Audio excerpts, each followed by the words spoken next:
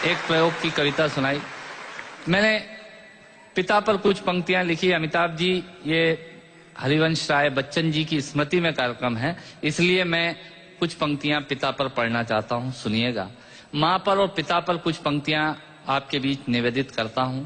आप यहाँ जितने लोग बैठे हैं, मुझे नहीं मालूम कि किनकी माँ जीवित हैं और किन्होंने माँ को खो दिया, पर मेरा व्यक्तिगत मत यह है कि जिनकी माँ जीवित हैं, जिनके पिता जीवित हैं, वो दुनिया के सबसे संपन्न लोग हैं, वो दुनिया के सबसे अमीर लोग हैं, वो दुनिया के सबसे धनाढ्य लोग हैं। एक मिनट के लिए बचपन में लौटिएगा, याद कीजिएगा जब हम बहुत छोटे थे, माँ की गोद में थे, माँ का स्तनपान करते थे, तब माँ का एक स्तन मुंह में लेकर हमने उस माँ को दूसरे स्तन पर अपने छोटे छोटे पैरों से न जाने कितनी बार मारा, पर उस माँ ने हमें दूध पिलाना बंद नहीं किया। मित्रों, लात खाकर भोजन देने की शक्ति उस परमपिता परमेश्वर ने दुनिया में यदि किसी को दी है, वो सिर्फ माँ को दी है। माँ के अलावा ताकत किसी के पास नहीं है। मैं उस माँ की वंदना में कविता पढ़ता हूँ। याद कीजिएगा उन दिनों में जब हम चौके में रसोई में बैठकर खाना खाया करते थे और माँ खाना बनाती थी।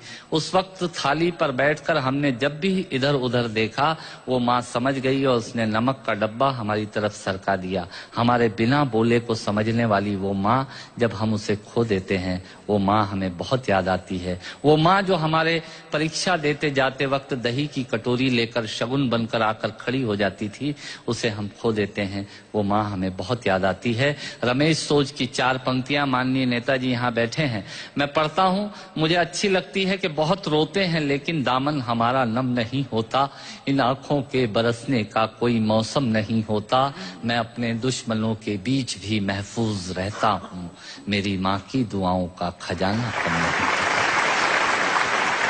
स्वामीनाथ पांडे की 3 पंक्तियां सुनाता हूँ। स्वामीनाथ पांडे ने 3 पंक्तियों का उपन्यास लिखा। अमिताभ जी बैठे हैं, जया जी बैठी हैं। 3 पंक्तियों में पूरा उपन्यास लिख दिया। उसने लिखा, एक विधवा माँ थी, उसके 2 बेटे थे।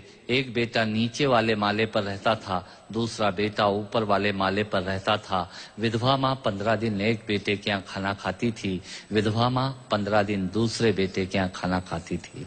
पर ये उस विधवा माँ का दुर्भाग्य था कि साल में जो महीने 31 दिनों के होते थे, उस एक दिन उस विधवा माँ को उपवास रखना पड़ता था। 9 महीने पेट में रखने वाली माँ जब एक जवान बेटे को एक दिन भारी लगने लगी, तब इस नालायक हास्य व्यंग के कवि ने कुछ पंक्तियां माँ के लिए लिखी। सुनिएगा, यात्रा कीजिएगा मेरे साथ।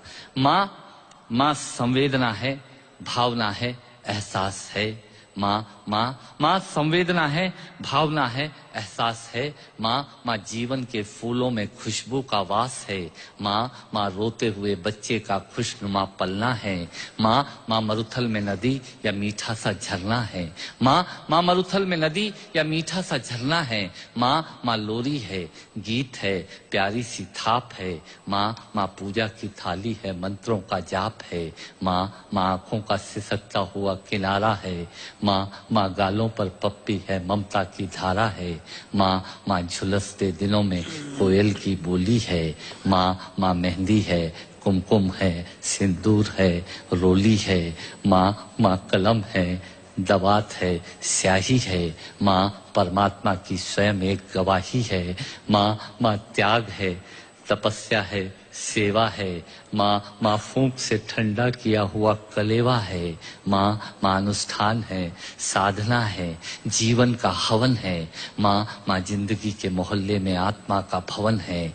माँ चूड़ी वाले हाथों के मजबूत कंधों का नाम है।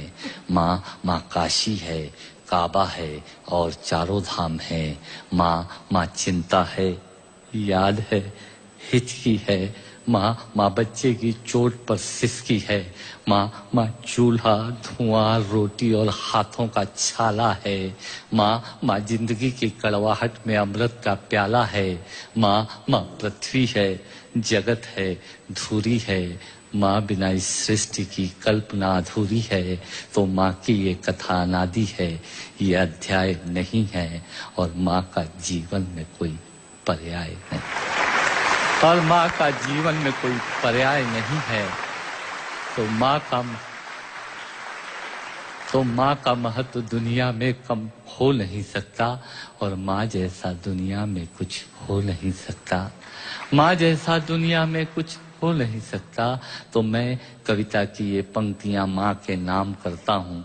मैं दुनिया की सब माताओं को प्रणाम करता हूँ। पर कहा साहब के बिना पिता के माँ का अस्तित्व नहीं होता। किसी ने शेर कहा कि पक्के फल पेड़ों से रिश्ता तोड़ जाते हैं और अपाहिज बाप हो जाए तो बेटे छोड़ जाते हैं। पिता जब पुत्र को बाजार में ले जाता है और जेब में 50 रुपए होते हैं और बच्चा 200 रुपए के सामान को खरीदने की जिद करता है, उस वक्त एक पिता की विवशता और बच्चे की जिद, इसके बीच के एहसास में खड़े होकर पंक्तियां सुनिएगा। पिता क्या होता है। अमिताभ जी आपको समर्पित करता हूं। अमर सिंह जी बैठे हैं। पिता जीवन है, संबल है, शक्ति है। पिता सृष्टि के निर्माण की अभिव्यक्ति है।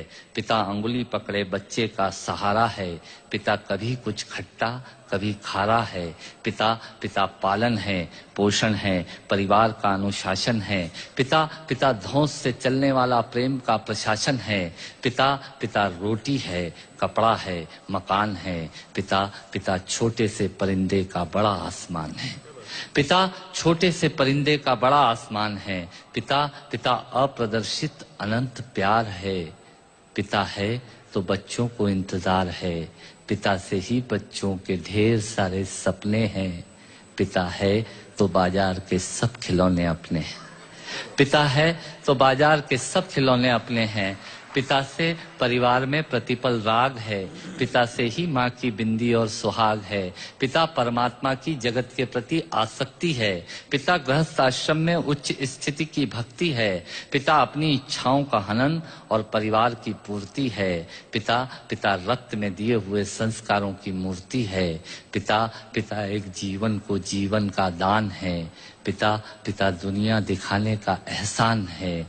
पिता सुरक्षा है अगर सिर पर हाथ है। पिता नहीं तो बचपन अनाथ है। पिता नहीं तो बचपन अनाथ है। पिता नहीं तो बचपन अनाथ है। तो पिता से बड़ा तुम अपना नाम करो। पिता का अपमान नहीं, उन पर अभिमान करो, क्योंकि माँ बाप की कमी को कोई पाट नहीं सकता और ईश्वर भी इनके आशीषों को काट नहीं सकता। विश्व में किसी भी देवता का स्थान दूजा है। माँ बाप की सेवा ही सबसे बड़ी पूजा है। विश्व में किसी भी तीर्थ की यात्राएं व्यर्थ हैं यदि बेटे के होते माँ बाप असमर्थ हैं। यदि बेटे के होते माँ बाप असमर्थ हैं, वो खुश नसीब हैं माँ बाप जिनके साथ होते हैं, क्योंकि माँ बाप के आशीषों के हाथ हजारों हाथ होते हैं।